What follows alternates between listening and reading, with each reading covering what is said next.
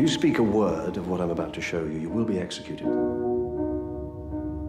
It's beautiful. It's the greatest encryption device in history. The Germans use it for all major communications. Everyone thinks Enigma is unbreakable. Let me try, and we'll know for sure. Mr. Turing, do you know how many have died because of Enigma? No, I don't. 3. While we've been having this conversation. Firstly, a question for you, Benedict. Presumably a role like this, playing Alan Turing, comes with a strong sense of responsibility, not just to do a good job as ever, but when you're telling the life or some of the life of someone who's been wronged, to put it lightly by history. I mean, there's an extra weight there, I assume. I think so, and the sort of disparity between his importance and prevalence in our modern culture, as well as what he achieved in the 20th century, and the comparative lack of knowledge of the full span of his story in life.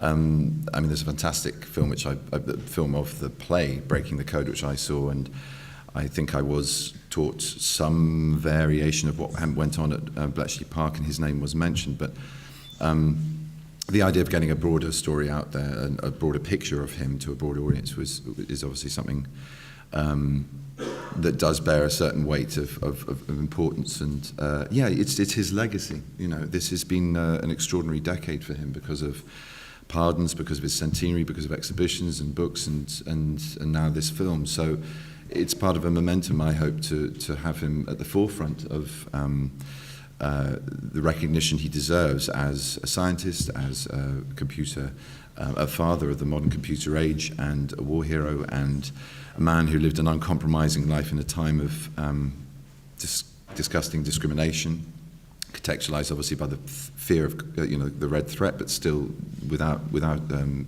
that's not an excuse for what happened to him.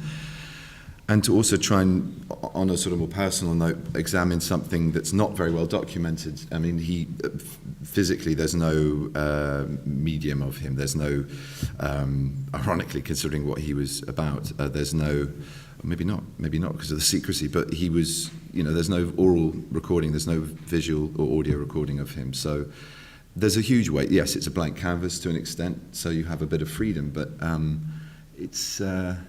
you're toying with something you have nothing to bounce off with as a reflection. Keira, but Benedict was saying that Alan Turing, despite his fame, there was very little documentation, little or no recordings of him. Joan Clarke is obviously less well known, but were there sources you were able to draw on beyond Graham's script?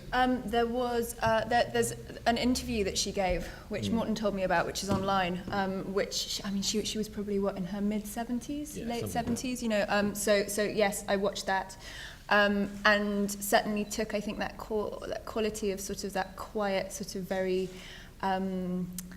nice, very sort of feminine sort of type person. I thought that was really interesting. I like the idea that, she was absolutely somebody who was sort of breaking boundaries in her own right, but she didn't go about it like a bull in a china shop. You sort of didn't see her coming, and I got that from the interviews that she gave, and also the sort of the great friendship and love that existed between her and Alan. You could really feel that in the interview that I saw. There was still, she was so protective of him, even talking about him. But I mean, relatively speaking, there's very little. Given how important she was, there's very little to go on.